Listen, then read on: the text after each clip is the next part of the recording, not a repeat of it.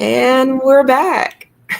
Welcome back, everybody. Well, I guess it's a different show on the same channel. I'm Eve. That's Marie. Hey. And tonight, November 12th, 11/12/24. That seems kind of spiritual a little bit, maybe. I don't know. I'm a numbers person. I like numbers. When they start aligning like that, 11/12, when it's like 8:08, which I think we almost started at 8:08 my time, but then we got time zones and such. So my 8:08 is your 7:08. Hey, that's kind of cool. But then it's 6:08 somewhere. So let me not detour because I can do that. But tonight, the deep brief, we will be deep. We will try to be brief. But so much shit since the last time we were live. And well, I know the title might have gotten you guys in the room, the Birthright Citizenship debate. But in addition to that, so much. Did you see the president-elect's address to people, like his plans for the first day? I don't know. I've caught bits and pieces. I've probably caught more so sound bites. I don't know. I'm like still in the middle of my move. I have a bunch of homework. I had a sick kid. Apparently, I'm not a good packer. And even just getting overwhelmed with the idea of doing shit is making me sleepy. Like, well, you didn't do shit, but I thought about the things I needed to do, and I decided to take a nap. But I have caught clips. I don't know. So it's like the funny part is I'm catching clips of things I agree with, things I'm like, whoa. Well, then it's like, whoa, that's on par with white men right now. Okay, like I don't know if I should read too much into that or what. Or I'm very much in the same boat. I've I don't know that I've sat and listened to him for anything more than a 5-minute video, which I would assume is clipped. This is a snippet of what he's been saying. I don't know if I want to listen to a very long Donald Trump speech. Or maybe this time around he's just going to be very brief. I'm not sure. I know that things that I've heard, though, I don't know if I disagree with these things. I've always been a proponent for parents being more proactive in their children's education. So the Department of Education as is, I don't like it. I think it could use some work. And as a former public school educator, we were not getting paid to do the things. If you are a public school teacher, it's because you like them kids. And some of y'all said, fuck them kids. And it shows. So, I don't know if that would be a bad thing. I guess people who are still in public school, they'd be like, why would you say that? They're about to get rid of our jobs. I don't know if that's the landscape. I know that people should be more serious about their children's future. So I don't know. To me, I think that I feel like it's such a blanket statement as far as like the Department of Education. I absolutely am a proponent that believe that education starts at home.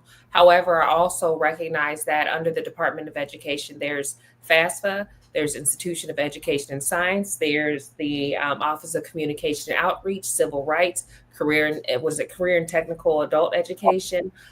So to me, to just say, hey, I'm going to do this or abolish this, like I need to, it's like, so what does that mean? Because there's so many, the Department of Education isn't just the Department of Education. I think that that's something that we have to keep in mind, where it's not so much of, oh, so now I have to, be more present as a parent when it comes to educating my children, which in essence, in this economy, can I really do that though too? And then the thing about it is there's a lot of people that aren't that fucking smart. So imagine people that aren't that fucking smart also, sharing this lack of information or this ignorance with their children. Imagine like it's like, am I smarter than a fifth grader? In all actuality, I've seen very intelligent children come from really fucked up homes. And let's just be honest, I'm not a big JD Vance fan, but he is one of those people with one of those rags to riches kind of story, or kind of getting it out the mud, being raised in a trailer park, etc. The things he was exposed to, and then kind of choosing to go a different direction. And I do think education and access plays a factor into some of those things. And I'm assuming he got a public education based off of. I did read the book, never saw the movie. So I do think that there's some value and there's something to think about there. I don't think that, like, that's the thing. It's like, even for him to say that, does he know? But then even some of those things I listed, does he care? Because even too, I've never looked at a diversity, equity, inclusion the same way that whites try to use it, as like there's a form of disadvantage, or it's a disadvantage for whites because now it puts them where. I've always felt as though that most people that got those roles, that let's say that I was chosen to bring diversity to said business, whatever it was, right? I would assume that they're going to want me to be twice as good. I feel you. I think that that's something that we all kind of grew up with. Right? I'm going to work twice as hard. Mm-hmm. They're going to, and even too, they're going to be a little harder on me. So even for me, like when I pick my doctors, when I pick my dentists, when I typically choose minorities, because I know that in America they're not getting a break. And when I say minorities, I don't just mean Black too. I mean, I'll pick the Indian person. I will say this: the non-white experience, while it may not, each individual may not be completely similar, there is this thing where whites have a tendency to kind of look down, or you're only good as much as they need you. So even if you're Asian, it's up until the point, as long as you're in agreement and you're doing the things that I want you to do. The moment you deviate from that, now you're whatever, you're really nothing to me. Oh yeah, for sure. That's why it's important to remind these other minorities that there is no model minority. A lot of groups kind of leaned into that when it was a thing, and now that it's being dispelled, that not all Asians are good at math, not all Asians are bad at driving. There's that's funny though too, because me and a colleague had this real conversation, and it was something to the effect of, we were talking about stereotypes and how they impact us, and he happened to be Vietnamese. Now a couple variables. Most people or non, and I don't want to stereotype, but I'm going to be honest and say that you don't necessarily know what country someone comes from, and each country is a different culture, etc. That being said, people always assuming that he has to be the smartest one in the room. Do you recognize that when you're not the smartest one in the room, how disappointed people are in you? Like what a fucking waste. Like how dare you not know the thing? But it's like something they experience where it's like, damn, so you have this high expectation to live up to, where it's like people are disappointed when you don't perform the way that they thought you would because you're Asian. Like, how could you not? You're like, I'm not Chinese, Bob. I don't know the thing. I'm not that Asian. I'm the other Asian, the one that does your nail. But I do know some things. He's like, I know a little, and that's a part, like, right. So it's like there's that. So I think even too that even when someone has high expectations for you, it can also be a disappointment when you're unable to meet those. Whereas I find too that sometimes being Black, people are more surprised. It's that's society being stuck on stupid in general. I like to inform people that while Black people are more aware of their position inside of the system of racism, white supremacy, we are not the only people living inside the system. Like a lot of people like to remind us, there's a class war going on as well, right? So you got the poor whites against the rich whites, and that's the thing. While they're all white and they all kind of would benefit from the system, they were lied to too, because nobody gives a shit about them either. And then from there, they're learning a lot of not to be bigger. So there's that. there is that. But I mean, from learning about the light bulb, really little things that they might have said, I want to grow up and be just like Thomas Edison, and then find out that, okay, maybe you want to be more like this Black guy that you've never heard of. It's like a culture shock, or, I don't want to speak for people. This is from my experience with white people that have had waking up moments just from learning about history, unfiltered history as it is. So from there, it's kind of messed up that everybody has played into the stereotypes of other people, because it is a letdown. It is a shock factor when you come across a Black person who doesn't look like they can speak these words. And then, oh my goodness, that was an excellent usage of the You're word. so eloquent, as if you weren't privy to the same English that they were, or like. So what did you assume? And there's even certain things I don't know if I've ever talked about. I remember one time my aunt, when she met my ex-husband's family, she was so surprised on how well spoken they were. And I initially, I'm not gonna lie, I thought she was being racist. I ain't gonna lie. And it wasn't, honestly, it took something that happened maybe a couple of weeks ago. And I was talking about how like the Southern twang can be so heavy. And oftentimes you associate that twang when you hear it, or that dialect you associate with Blackness. But there are so many white people that would just, surprise, this is how I talk. I've always talked like this. I'm from Baton Rouge, Louisiana, or I'm from, I'm from Greenville, Mississippi, and this is just how we talk. Um, and it being kind of, and me really, because you think about it, I really grew up, like I grew up in the South, but I grew up in the North. My adolescent years were in the North. I was Chicago, Oregon, Washington. Hell, went to school in Hawaii. So for me to hear certain things, I remember the first, and I take this back because I remember the first time I heard my uncle's mother call. My uncle's a white man from Baton Rouge. She called. Her name was Juanita, and when I tell you, I thought she was a Black woman. Like there was nothing. Like you could not have convinced me. Like now I'm looking at him like, are you mixed or something I don't know about it? Like what's happening here? And then it finally clicked into my head. That's why she thought that they spoke so well, because of her in-laws. In comparison, that was where she was getting that from. It wasn't that she was just being an inherently racist white woman. She legitimately, like, she had already been exposed to Southern dialect, and just assumed that because everyone, they're from the South, they would talk the same. And often people think, even when you think Texas, you think deep South, where Texas is actually Midwest.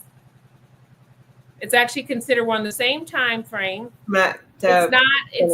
It's more centered, but Northern Texas, that's not.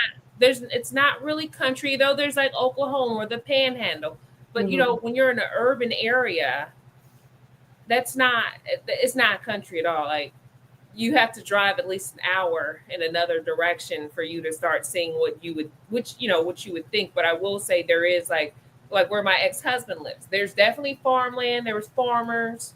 I think my daughter used to be annoyed, like, there's not even a fucking Chipotle. She's like, and all these cows. I'm like, calm down. But I guess I say that to say that, there's a lot of like, there's a lot of predisposition, or there's assumptions we make just because of our own experiences, where we've been, what we've seen. Mm-hmm. And they're not necessarily coming from a negative place. They're just assumptions. Like I think when I got here to see like, I actually expected to see like real cowboys or something. I don't know. Hell, I ain't never been to Texas at the time. I expected to see the tumbleweeds. Cowboy hats, yeah. So the funny part was I actually had went up to the Panhandle, and I finally seemed to tell, like, everything I thought Texas was 20 years ago was exactly what I like envisioned when I was in the Panhandle. I was like, huh. So this was the Texas I had made up in my mind, This is the scenery. I knew I'd get there one day. That's funny. Love it. You're talking about when you went hiking, right? You said what? When you went hiking? Oh no, when I went hiking, I went in Arizona. Oh, okay. So no, I didn't. Arizona was Arizona is really more known for their spirituality, because there's a lot of Native American settlements that were still there, and protected Native American land and settlements. Mm-hmm. I think that's what makes the place so significant. They have like these spiritual vortexes throughout that region, especially in Red Rock. Those pictures, those stunning pictures. But all right, let's not do that to them, because we can do that later. Back to what we were talking about, these assumptions that people make and that we play into and buy into. What I learned, or this is something I've had to unlearn. A lot of us are unlearning, but then we're not doing the work to relearn it. Like you can't just take away the information and not put something there because something It has did to be happen. replaced with something. Right. So this idea that the slave masters didn't allow Black people to read. So yeah, that was a thing. We were not allowed to read, but But for reasons though that would benefit them. reasons being, if you knew that this enslaved had created the language, would that matter that they weren't allowed to read the language anymore? And then how many generations would it take for people to forget how to read something that they created? Because I don't mean like you have to have an answer right now, but this is in my relearning and unlearning and relearning.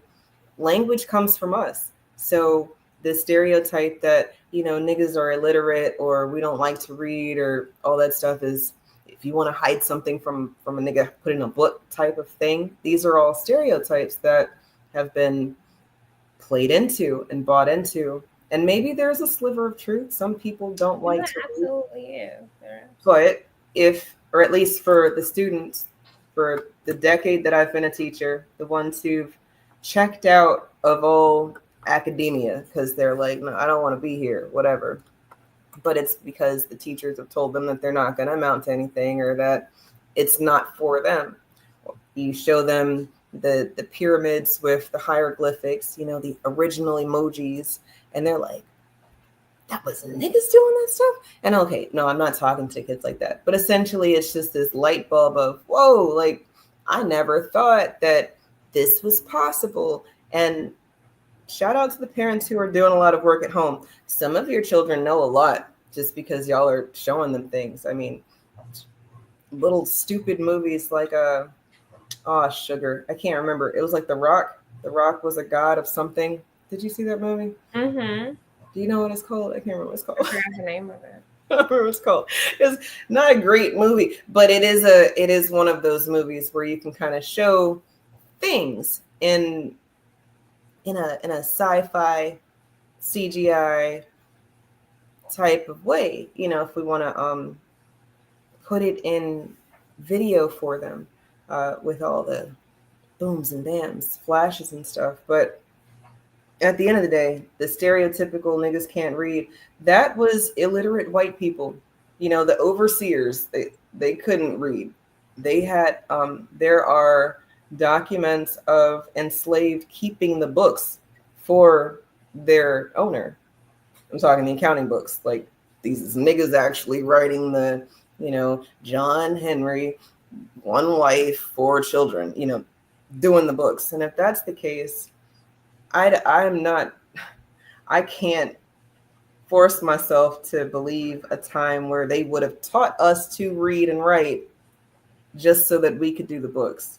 Whereas maybe we were reading and writing and they just didn't allow everybody to do it anymore. It's like a reversal.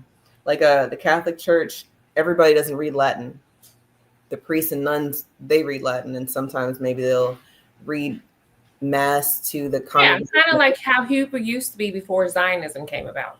Hebrews, it was typically the person who was like in some type of like role, like hierarchy role, like a leader of a synagogue or something like that. That was who spoke Hebrew. And, he would give his lecture or whatever it would be, but everyone else typically spoke whatever language wherever they were located at, whether it was, Iraq, the United States, Russia, Germany, they spoke that language. And that's how it would be. And that's how like Catholicism is typically. Yes. So essentially like that. And to me, how many years of chattel slavery? I don't think it would take long of you getting your ass whooped and, having to go through that experience before you're not worried about reading anymore as much as you're worried about survival, right? Maybe. Well, in essence, I would think that it like you being able to read, the more knowledge you had, actually, the more dangerous you would be. Thus, you would not be surviving. So to me, whenever I think of knowledge, I think of how empowering it is. I also think about the idea of wanting to spread that information. I think of Nat Turner. I'm thinking of slave revolts. I'm thinking of maybe recognizing that, hey, this isn't the same Bible you're not reading the same Bible that you gave me to read. If I'm allowed to read. Right. And Um, I think all of that, and these are just my thoughts, you guys. There are more educated people in this specific topic that you can, get more information from. But just from the little bit of reading that I've done, yeah, niggas was very awares. They say cornrows was invented because, we was putting patterns in the braids. And yeah, I find that we were very creative in making sure that we didn't lose it as much as we didn't let them know that this is what we were on. The tut language, different forms of speaking English without actually speaking English. This is illiterate people don't do that. And I don't know, that's something I've had to unlearn about these things. From there, that I, I don't know that I've ever met a white person named Juanita. You got me there. That hands well, down. technically, you're not Probably really in got the some South, black in even though there. you're the South, you're not the South. Um, and I think what it is, like I said, I've worked in, even for when I worked for Chrysler Dodge Jeep Ram. That's, first of all, that's like a brand that's really popular in the South. There's a lot of dealerships, and they're like I'm like in the woods, in the trenches of some southern state. Whether like I said, I'm in Mississippi, I'm in the backwoods of Mississippi, I'm all through Louisiana. And so I had exposure, even to, I can tell you what the difference is between just a redneck and a hillbilly. It took me, so that's what that is like. That's okay, because I'm in Arkansas doing something. Well, It's yeah, like a it's learning different thing. shades of So you white, guys are, for you all sure. have your own different cultures, subgroups within your We groups. do got Okay, subgroups. this is different. Or what's so funny is my kids were raised in Texas primarily. My mother, she's from Oregon. I have a stepsister. She's actually full white and she lives in Chicago. And my kids hadn't really been to Oregon, so when they got there, they're like, "Your mom's like, they're like real white people, like regular white people." I'm like, yeah, yeah, and then my stepsister, she has like four biracial children, you know what I mean, who make fun of her all the time about her being white. So it's just like this different, like it's a total, it's like, and my mother speaks different than my stepsister. It's like this whole thing of like, yeah, they that's a difference. So it's like, and their cultural differences too, based on what region you're in the United States as well. Um, but I think just even going back to the reading part, or even like we're talking about the education part, I think something too that we overlook, even like we say, "Oh, you're well spoken," is something has recently occurred with my daughter at school. She goes to HBCU, and because of how she speaks and talks, they're like, they be thinking she's mixed, and she's like, I'm not. And she's actually grew up around nothing but black folks. I'm the closest thing to white, which depending on what day of the week that could look like. And what it was is that she grew up around, I don't want to say bougie, but I would say educated black folk. So they speak different, they talk different. They're not. My daughter don't know nothing about being in the trenches or getting out the mud or having a hard. Like she knows nothing about that. Now I can tell you some stories. I grew up in the crack era epidemic. So I'm like, I got some stories for you. My child could never tell you anything about that. So how she speaks, how she conducts herself, it's just mirroring of the fact that she actually came from a decent home, and there's nothing to apologize about, and doesn't make her less black because she doesn't speak a certain way. And I think that we do that, but it's really just, and also too, it falls back to just kind of the psychology from behind white supremacy. And even when we talk about, like, they say that the Willie Lynch syndrome was more of a myth or fabricated, there's some truth behind that. I'd agree.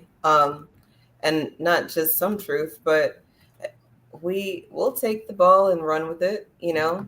Give us an inch. We're gonna go all the way because go big or go home. But inside of that, I'm glad that, well, that our children don't have to get it out the mud. That at least their hard work will be something else. It won't be the hard work that Kamala was talking about. She was like, and we like to work hard. I don't want my daughters learning that type of hard work. I'm sorry. I believe in working smart. I don't believe in working hard. I don't think that benefits anyone. I don't see Bill Gates working hard. I'm not seeing these, really just well off people working hard. They're working smart. I'm But saying Oprah worked hard for I that want my kids to be $1 million. anything either. So let me dial that back a little bit because I'm not okay with that either. Because it comes at the expense of somebody, and I want them to be aware that my objective raising my children is for them to become supremacists or be in the position to oppress anybody else. Like their goal should always be liberation for all people. Sure. But, essentially, once there is liberation for everybody, there's going to be other problems. I think I like take those problems. What, for example? What? Nope. You're not going to get me down that road. All I know is that they say that there's always going to be something. And for what it's worth, there is always something. I don't know what the shit's going to be. Who knows? Maybe that's when we're going to have to get out of Dodge and maybe go live on the moon or something. I don't know. But or we just take care of the planet we're on. No, if we're fucking up the planet we're on, and we don't have to go live on the moon. That was so white male of you to go live on the moon. Like really, Eve, what have you been studying? What have you been reading lately? You're like, we're gonna go in outer space. We're gonna go fuck up that space too after we destroy this one. Outer space. Have you seen images of our planet? The satellites around the planet. It freaks me out. It gives me the heebie-jeebies. Like what if all that shit were just a fall? It's just, oh no, we're all gonna die. That's not funny. But I also wonder how that impacts, like, just the environment around. Like, people think that because you can introduce something to something, because you may not be able to see the impact or calculate it, that you have, you're like, oh, it's fine. We just put them up there, and it's not. You don't know what's happening. You don't know what the aliens are like. What the fuck is all this? Like they're traveling through. They have to kind of dodge. They just skip the area now. Like we take the long route to the other planets. They have too much debris. That's an interesting point. All of you other life forces, if you're not already here, which you probably are, but if you're not, then maybe just steer clear of here because we've got things that do things like radiation and such. But it's like carbon footprint. Nobody thinks about their carbon footprint. And then you're Taylor Swift and you're telling everybody to go green as you ride your jet for a 30-minute flight, using up all those emissions. But I know you guys were like, where's the debate? I don't know if we're actually going to have a debate. I don't know that it's a debate as much as y'all know that both of us have opposing views to migration. From there, I find that I wonder if the person felt like that he was their nigga when he decided that he was going to give white people reparations. Was that feeling my nigga-ish? Did he feel like his homeboy then? Was that his dude or his guy when he was going to prosecute people and then give the money to white people that were victims of diversity, equity, inclusion programs?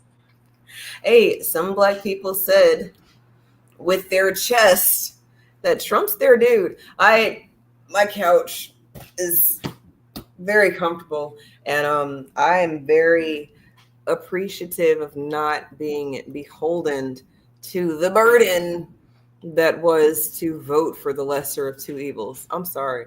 Y'all can miss me with all that, and I will gladly be asking the people who voted what they got for their vote, because you should be getting something for your vote. And if I got to sleep at night. So when I didn't vote for Kamala Harris or Donald Trump, I slept very well. I felt good about myself. I do recognize that I would probably starve and die somewhere standing on principles. And I actually was that too. I recognize where it's like, yeah, they're like, but here, take the thing. No, I'll die here. But like, you don't have to. No, I do. I do have to die right here on this hill. I'm actually concerned that the rest of you aren't willing to die on this hill, which also lets me know that you're shitty people. And I have to say that people really underestimate, everyone's like, oh, you talk about Gaza or Palestine or all this all the time. But it's like, what you don't recognize is that it's the same system of oppression that's keeping these people down or that's murdering them or creating mass genocide that we've experienced in our own country. It's the same system, the same key players. And so it's actually all kind of connected. So if you don't see that, then I'm like, then so when it's your turn, because even too, the surveillance that they use in Gaza, they use that in New Orleans right now. They use the same surveillance, same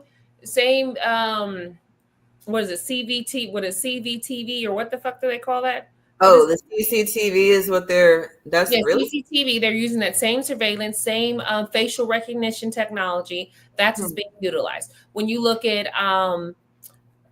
Atlanta, when you look at Minnesota, Mhm. even in Texas, Dallas, they want to go ahead and build out a cop city, which is like a fake little city where they basically train police Do like officers, and training it's off. more of a Yeah. militarization. Uh-huh. And so they have but then too, here's the catch though. They put these places, they're not putting them in rural areas. They're building them right next to cities or in the middle of them. So you're basically putting them in places where they're going to be more inclined to utilize these skill sets. And mind you, these skill sets too, they're coming from IDF soldiers. They're coming from Israeli military. People are coming to the United States, or our people we're sending police over there to be trained. So That's even right. to, like, I think I mentioned before, what was it? The gentleman that was killed in, what was it, Minnesota? With was it the knee thing on his back? So many police have killed so many people. Sometimes it's Oh, really George Floyd. George Floyd. That that technique came from Israel. So again, so you can feel like it's not you, and then the idea too that your country is actively paying for the genocide, like it's still a reflection of you to just, oh, I'm just going to go on about my day. And the other variable too is the millions of dollars that they're sending over there, they could be spending on you, which that's something that I will say me and Trump are in agreement with. But here's the variable too. I'm no longer ever since Obama broke my heart. Now they say I broke my own heart. The problem is we all evangelize politicians. So no politician could ever be my nigga because you a civil servant. Your job is to do what I need you to do. And Yeah, you got a job, guess but what? The public's needs may not be my needs. And that's because even too, to be honest with you, even if I were to say, well, if I took a Palestine out of the situation, right? And I looked at what Harris was bringing to the table, what she was concerned, her angle, none of that shit, I'm anti-military. And not that I'm anti-military, I'm more of a thing of, on a defense. America's offensive. Well, so we're spending billions of dollars on like having the best in the world, but spending 3 times more than any other country. That doesn't make sense. You can't account for spending. There's so many things wrong with that. So I'm never for a lethal military. I think we need to dial it the fuck back. We have too many fucking bases all over the place. And this is exactly why too so many people are always so concerned about who's going to win the election in America, because the thing about it is this is whatever their ideology is, however they are, that's going to impact them, even though they're in another country, because America loves to go around policing other fucking countries. And we have a presence damn near everywhere.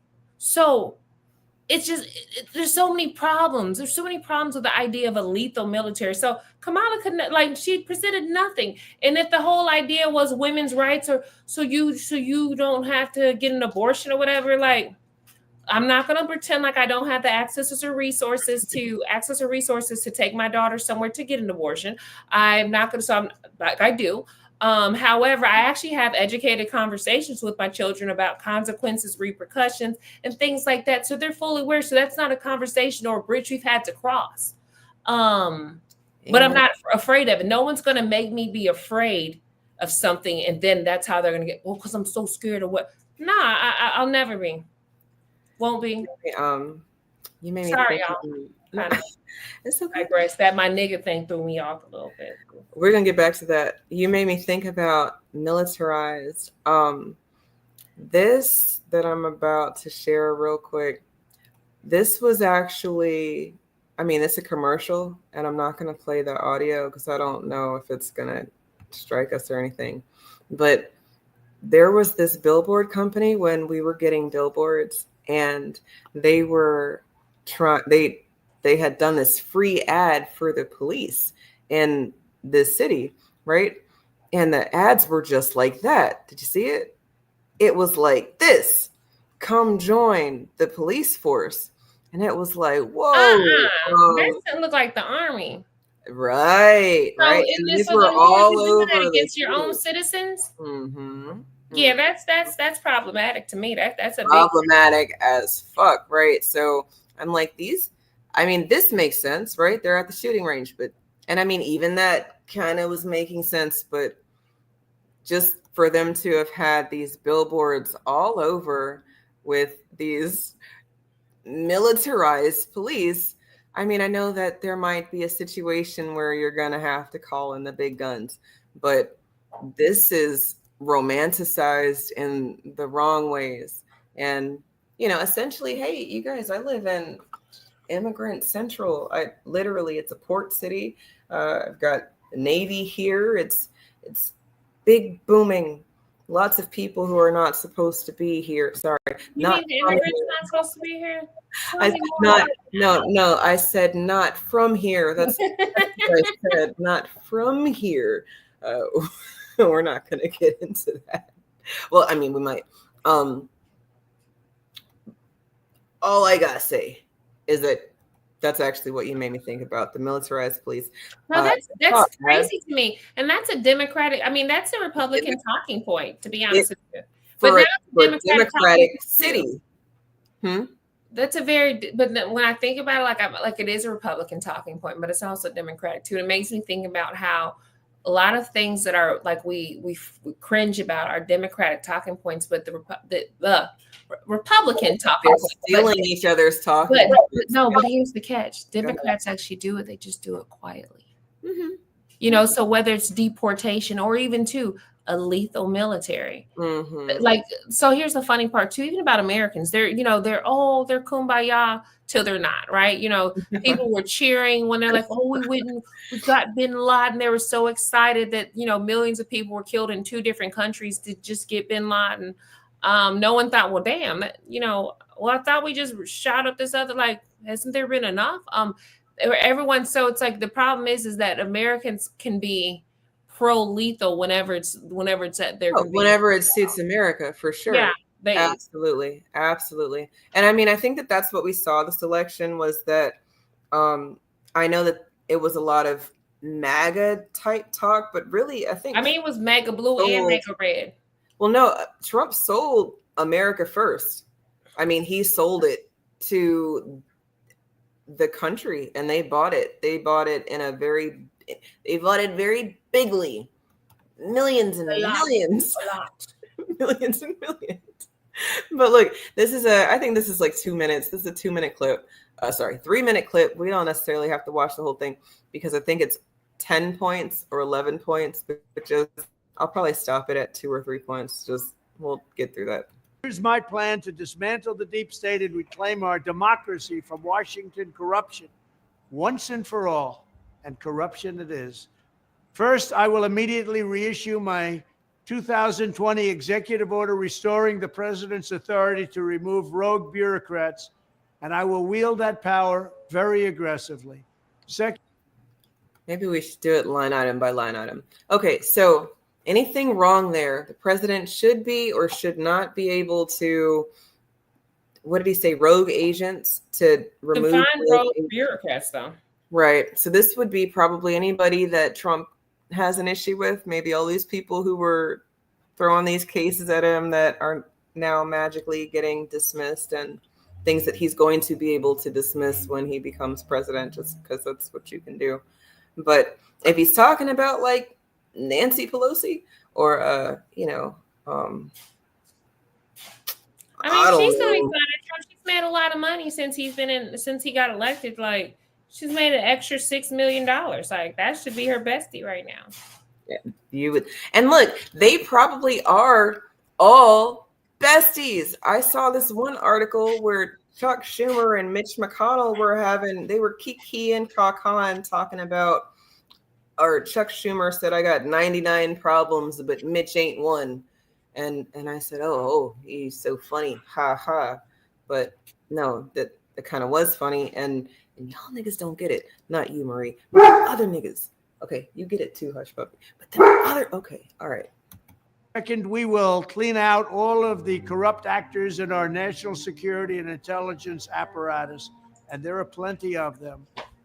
The departments and agencies that have been weaponized will be completely overhauled so that faceless bureaucrats will never again be able to target and persecute conservatives, Christians, or the left's political enemies, which they're doing now at a level that nobody can believe even possible.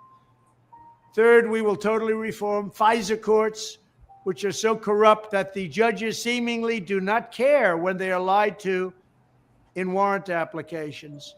So many judges have seen so many applications that they know were wrong, or at least they must have known.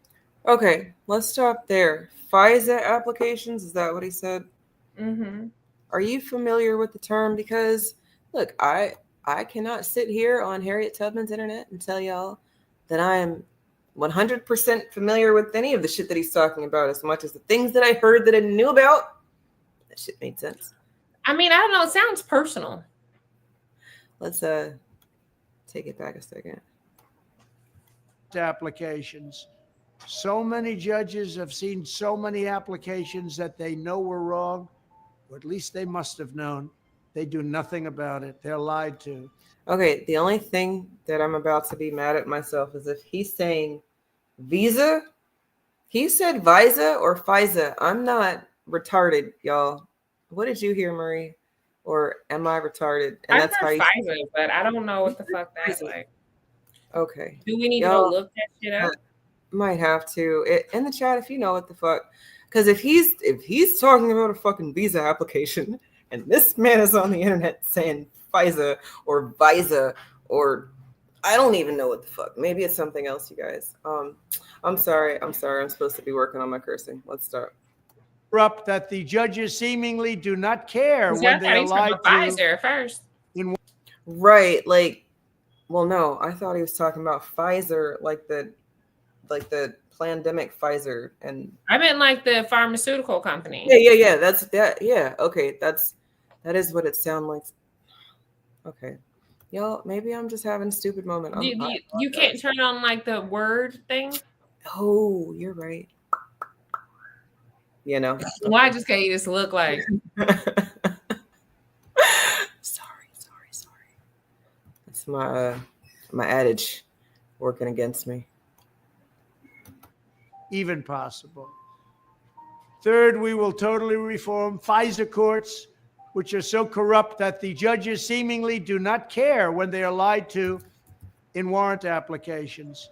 So many judges have seen so many applications that they know were wrong, or at least they must have known. Okay, that is an Eve stuck on stupid moment. Okay, FISA, Foreign Intelligence Surveillance Court. Okay, so he's not saying visa, but it is kind of like with regards to visas. Foreign Intelligence Surveillance Court, FISA court, is a tribunal that issues warrants for wiretapping so someone suspected of spying with or for a foreign government. So every time that they call me a Russian bot, they're coming for you. No, they might be coming for me. I don't know, but essentially, William, I don't know if you're wrong, William, in the chat. His entire purpose for running was to get revenge. He has a personal vendetta. Yeah, that I can believe that. I know that that's wrong. And if you have enough money to run for president to settle your scores, that's kind of a problem. that might be a problem. I don't know. It would only be a problem if you were buying your votes. If people wanted you, or at least this is how the system is working. You know, I mean, in essence, he did win the popular vote. We can't take that from him. And let's be honest, I don't think that Kamala was really bringing anything a lot of people wanted. She did have some good concerts from what I could see. It's very clear that twerking will not win you the election. Or at least, how about the fact that they are bringing out the ratchet and hood folks theme songs to the educated blacks. Now, wait a minute. She didn't bring out Sexy Red. It was just a glow. And then I know a lot of educated women. When I went to the funny part is, I took for my daughter's 17th birthday, we did do glow and make Thee Stallion concert. But when I tell you that the people sitting next to me were like Asian, white, like it was not like regular, like it was not like they were definitely hood folks, but it wasn't, it was like, I think it appealed to all things. And I will say to like all groups. I will say this though. I was out, I think I was somewhere. I was like at either a club or a lounge or something. This was like probably over the summer. And the majority of new music that was getting radio play, like really the hitters, were actually mostly women. It was like woman after woman after woman after woman, or it was like to some degree they've kind of cornered the market as far as being able to be catchy and to kind of, make the, I guess, that environment exciting, fun. Even women I know that do listen to some of that music, it's not something that they always listen to, but they find it fun, like it's funny. Or even if you heard Sexy Red, even though like I would never go to her concert, I've listened to her actual lyrics and just kind of chuckled like, what did you just say? That is hilarious. Did you say ranch dressing? But now they're like, she got a concert, I would never be in attendance. Never. You would not catch me there. But neither here nor there. I think that's the problem, is like, instead of actually maybe choosing the rhetoric or actually appealing to the things that people care about, like maybe even the economy, the housing crisis, just things like that. I feel like she kind of lost us there, even though she even came with that housing program, if I'm not mistaken, it was more geared towards immigrants. And the thing about it, there's a lot of Americans struggling to buy homes now, and they've just become more expensive.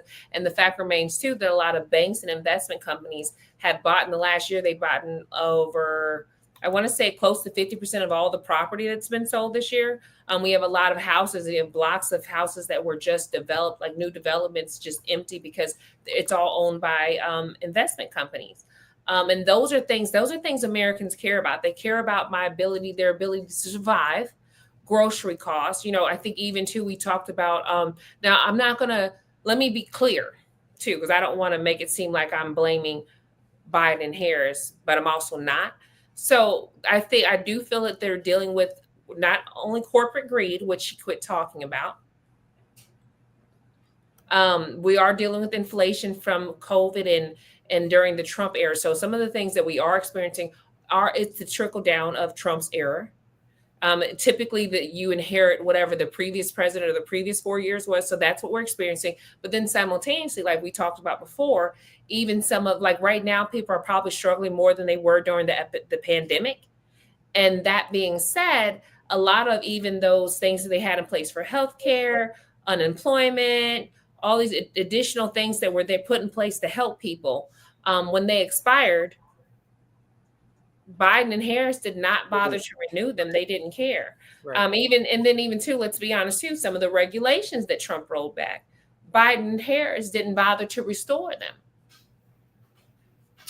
So you can't drop the ball and then say it was the guy before us. Yeah. So it was him, but it was y'all too, boo boo. Right. That being said, her platform is like Trump this, Trump that. I think that we all are living through. We've lived through Trump. I mean, even when we talk about police brutality, people were getting their ass beat under Obama. They got their ass beat under Trump. Y'all was beating up college students for protesting genocide.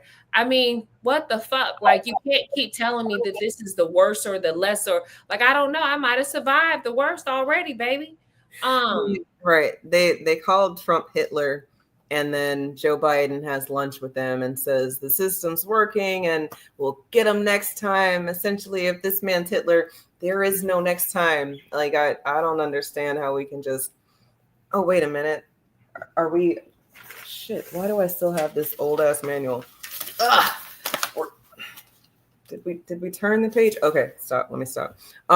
William, in the chat, you have me on a completely different tangent when you said that he's got a vendetta, because I saw this and this is a completely conspiracy at this point. Who knows? 20 years ago, Kamala Harris slandered Michael Jackson, and now Donald Trump has finally avenged him.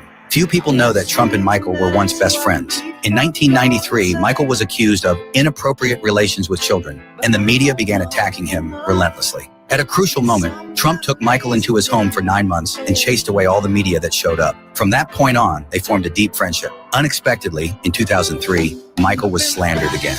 This time, the media actually made a fake documentary to slander him. And Harris, who was the California Attorney General at the time, openly slandered Michael in a media interview, claiming that even without evidence, children don't lie. Trump investigated and found that the mothers of these children were fraudsters who used this method to obtain money. Although Trump had been helping Michael fight back, his efforts alone were not enough to challenge the media. It wasn't until after Michael's death that he was proven to be innocent. From then on, Trump held a grudge against Harris. The death of his close friend became Trump's motivation. I'm sorry. Outside of, I don't want us to get stricken because of the damn That song was that they have National in the Inquiry, but okay. like, where did you? Who gave you that? Well, no, look, this is not the only one. The talking point has been, look at how big of a man Trump is. He didn't even use his relationship with Michael Jackson to win the blacks over. And I'm like, yeah, I mean, if this is real, he might have been able to get there, but maybe that's why Janet didn't have nothing to say. So here's the thing. I actually think it's insulting that people think that we're just so, like, one, it's bad enough that, we're deemed, we're athletic, we're entertainers. So more or less, we've been here just to entertain white people from the very beginning of inception of coming to this godforsaken fucking country. And so then they also think that we're very ignorant and that we're also swayed by entertainment. I find that kind of insulting. I find it insulting for Kamala. I find it insulting people think that that's well, Trump you could have never used somebody that is an entertainer to educate me, inform me, encourage me, influence me to make a decision about my daily life, my livelihood, my economic state, the country's economic state. You fucking couldn't. Now, let me tell you who he could have brought. He could have been close friends with like a diplomat from Norway. And when I say like a diplomat from Norway, I'm looking at a country that's actually fucking stable, a country that has a good economy, a country that has good women's rights, a country where women feel safe. That's now you're palling around with someone from there. I might be influenced because I'm going to think you have some sort of fucking integrity or moral high ground or something, which you won't see something like that because they're not going to do something like that because they don't see him or her in that light. But in essence, that's what's going to influence me. Or hell, you actually speaking on something that I value. I'm going to give you an example. When Trump recently came out and actually said that he felt that Israel was the problem to the peace in the Middle East. Now, for me, if that's a big thing for me, for him to recognize it, for him to even acknowledge his meeting with the Palestinian leader and felt as though he connected with him, which I feel that people of color are very soulful people. So the idea that he met with you and he made you feel like he was your grandfather, it sounds about right. I could actually see the coldness in BB's behavior, his persona, the way he projects himself. Which to me speaks to his insecurity that he constantly has to be this tough guy all the time. But it definitely does give me poor working class Philly. That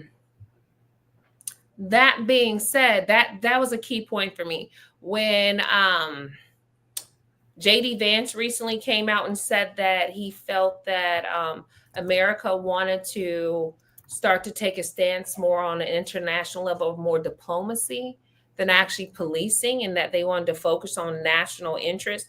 Now, I did instantly think, oh, this could be bad for women. Y'all really gonna be in a handmaid's tale because these men got time, baby. However, I do feel strongly about America going around policing other countries. I feel some kind of way about a lot of our allegiances and alliances because it puts us in unnecessary wars.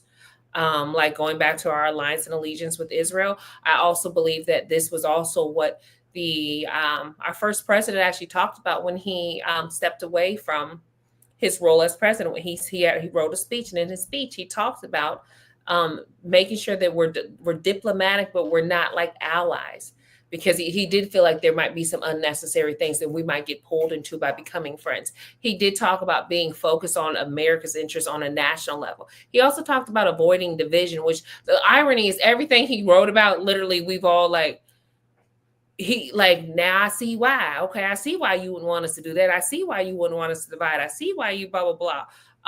And even recognizing that each state has their own, how I want to say this, each state, no matter what you think or you may feel, because you live where you live, your state is better. Everything serves a purpose. It's kind of like a body, it's an organism, right? So Texas serves its purpose, Illinois serves its purpose, and the things that they bring, whether it's agriculture, the geography, the economics, like everyone. So it's like this thing too, where we like, because you're from here and it's better. It's not. It's a whole culmination of things, and this is what makes America kind of good. It's the combination. It is like and sometimes you go to a different state and it does feel like a different country or a different culture because of the way that they do things, and that's okay. And it isn't bad or better or anything like that. And I think that that's a problem too. We're so busy always, everything is a competition. But that being said, for me, someone saying something like that, someone saying the things, now I'm gonna need you to do that shit. But I like where you're going. I like where your head is. Like, okay, let's because even let's dial back. Let's not bomb people, then send them money. I know that's crazy and shit. I know. But let's not. Let's keep it. Let's keep the money here. Like, let's invest in let's invest in our own country and build trust with our own citizens. I know let's build some infrastructure, maybe some houses, some hospitals, some schools or something. I don't know. I don't know. Put the American people first, maybe just for a little while. But even I think going back to even the original, your point about just leaving the Department of Education, I don't think we're in the position as a nation to gut systems like that because we're so far behind in literacy, and we're continuously seeing ourselves fall behind. And I think greatness comes with education and access and resources and opportunity. And if you get rid of education, or you eliminate it, or you make it harder, or it's only the wealthy have access because those are the ones that can afford it, it really does. One, it does maintain a very strong, poor working class. But it really just prevents, you really can't speak to excellence if the majority of your citizens are poor and in dire straits, or even like how many people are homeless right now. Like, that speaks volumes. However, I will say it does uphold a capitalistic system. And that does benefit a small number of people, but a significant number, and enough that they don't give a damn about the majority that are actually not doing well. And that's a concern for me. That's a concern to not be leading in that. America used to be, that was something we prided ourselves on, is these areas that we excelled in, and we're no longer excelling in those areas. But hey, we have a lethal army. Oh, and hey, love who you want, because it's crazy. The circle that we're coming to is that our priorities shifted. And when they shifted, did the people give a damn to do anything about it? Or did the people just kind of allow things to happen? And then they woke up one day and said, wait a minute, whoa, this is not the America I wanted to live in. From the racist of the racist to the most woke of the woke. And if you on Kamala's side of things, it doesn't matter. You just gotta wake up. We gotta be unburdened by these things that keep us unwoke. From there, I just want to use woke up in slavery. Everyone's vocabulary. I don't like it being used. I don't like it used all just willy-nilly like she was using it. I don't like it being used as racist jargon. I'm like, it's been weaponized now too. Oh, for sure. So it's but like that's why you either take it back or you lean into it, right? We're so creative that we will create slang and leave it because, well, getting jiggy with it. White people took that and fucked it all up. It's not just getting jiggy with it. It sounds very pansy now. Pretty much anything that we've ever come up with. They take it and they put raisins and walnuts in it and say that it's demure for which food. is fine. I mean, but that's also why I don't code switch at work, really. Like, this who the fuck I am, because if y'all gonna pretend to be me, I'm gonna just be me, like, and just call it a fucking day. Like, so yes. So someone today had me fucked up, Chris, and I decided, I took your advice and I went to talk to them about it. You're right. That wasn't their intention to have me fucked up like they did. So now they know moving forward. That is funny. Now you gotta be professional, but I don't agree with code switching at all. You need to be who you are, but there is a time and a place for things. And if you put on a show to get that job, then I really hope you can do the job, because if you's a nigga, they're looking at you real hard, with the magnifying glass and the fine tooth, and you didn't cross that T or dot that. But I mean, let's be honest though, like people get jobs every day, black or white, that they really don't know how to do. They don't apply. I mean, I'm not going to say I haven't and didn't know how to do some jobs, but I will say I researched my way into a job. I never did this shit. I done spent 2-3 weeks researching what this is. The funny part is I had a Scrum Master role before I actually got my Scrum license. And then when I got my Scrum license, I didn't practice Didn't Scrum. want to do anymore. But not even that I didn't want to do it. I just didn't practice. Like I went a different route. But I had studied a bunch of like I knew someone that taught it. I had a Nigerian friend. He taught it to people. They would pay him like $800. He would teach them, do other stuff, whatever. And he even taught you how to like walk through their interview. And so I did all the stuff. I studied it all and everything. And I was successfully able to, land jobs with that. And then, because I did all the studying, I was familiar with the rhetoric or the jargon. However, when I went and got my Scrum Master license, I ain't never used it again. I actually so let me get this right. So you have the license now, you don't use it? Like, yeah. I mean, it's coming up free. It's expiring, and I say that to say that people can do, and how I want to say this, and it's not because I'm from Texas. People can really do just about anything they really put their mind to. And I think that also goes back to something you were saying. I don't think that you said that verbatim, but you were talking about the Egyptians and, the language. I think it's very important I think exposure is very important. Exposure is very important. Seeing people that look like you be successful, representation. And when I say representation, I don't mean for you to shatter a glass ceiling within an organization. So I have to be very careful too, because I also don't think a lot of things can be changed from inside. So I want to be crystal clear on that. However, when you see someone that looks like you and they're doing a thing that maybe you thought you couldn't do or didn't have access to or wouldn't be able to do, it is empowering. It lets you know that it's like possible. That's why oftentimes too, I also think it's important that people share even their failures, because people need to know that you made some mistakes and you still got to where you are. So like, I think that's more important than sharing your wins. When you're successful, is sharing all the times you fucked up and got it wrong. So people can know that I can fuck it up, get it wrong, and like still turn out great, or life is still fine. Like I'm not gonna die. It's not gonna be the end of the world. Like no, it's not the end of the world. Like you're gonna come back from that. Like for real, because a lot of times I think that the problem is that one, people don't see that. They don't have access to that. They don't have that exposure. And so they might experience failure and they think that there's no way to come back from that, that there's not there's not the upward mobility from that, because they think they made the worst mistake ever, and whatever it may be.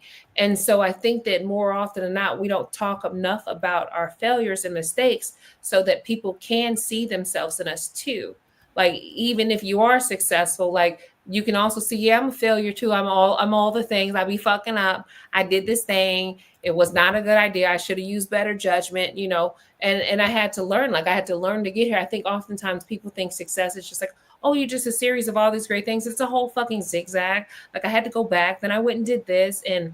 But being able to see it, being able to visualize it is so critical. And it's part of why too, that like I could never go raise my children in Oregon because it's predominantly white.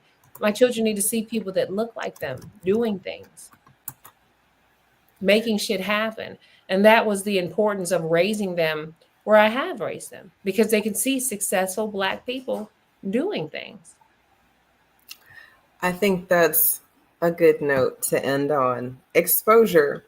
Like you said earlier, you believe that education starts in the home, right? And from there, people are going to need help, especially now when the cost of bread and milk is a gallon. I'm sorry, I lied. Girl, I got a heavy whip. It was $9.99 the other day. I damn near felt like I needed some food stamps. $9.99 for some heavy whip. And my mom not only how much butter costs. I'm like, well, at this point, I'm finna make some butter with the leftover heavy whip. Yeah, you might need to start with the homemaking stuff. It'll save you $1. And that's about it. It'll save you $1. No, exposure is, I think that's a good way to start the conversation. You guys, I'm sorry if you tuned in to see me and Marie debate. We Y'all were supposed already to know. debate. Do you want to run our debate by them or what we were going to talk about? Well, essentially, it is the birthright citizenship, and maybe we'll get into it as we've been talking about the things that we detour on, because I think maybe we've been, aligned, and then there are things that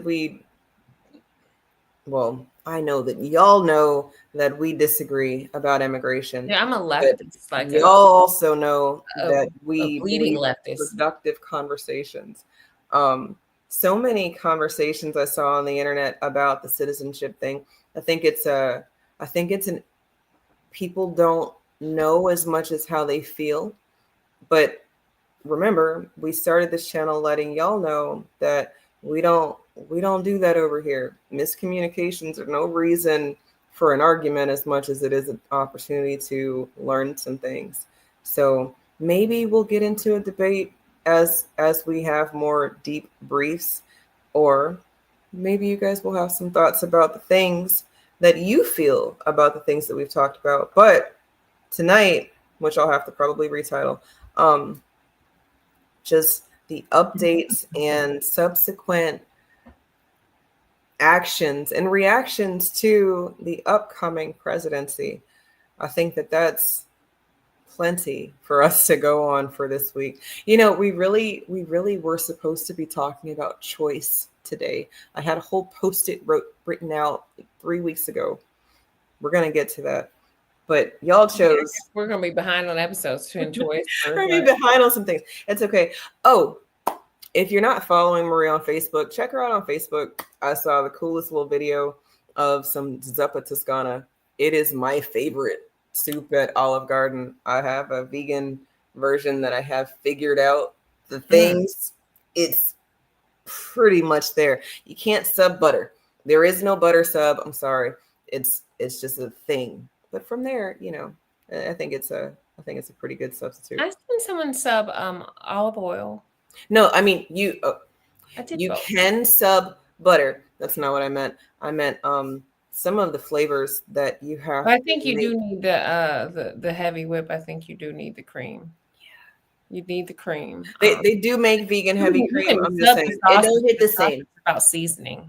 That's all about the seasoning. So hey, send me that video so I can post it on here for a short. But until next time, you guys, whether it's the deep brief or we're just millennials adulting, we hope that you enjoy the conversation for the content, not necessarily for the clickbait. If you learned something, I think that's really cool. And if you didn't, maybe William, I'm gonna have to go back through and read your actual messages, because I think you were trying to teach us something in the chat. I don't know. And anybody else who might have been talking. I mean, he's right on some of that, though. I think we could have covered that last part when we talked about the DEI, which that's very relevant as to why he would want to prosecute and give reparations to white men. Yeah. Let's William, make sure you join us next week. We will be live on Tuesday around 8 p.m. Eastern Standard, 7 p.m. Central Standard. So until next time, you guys, good night. Bye.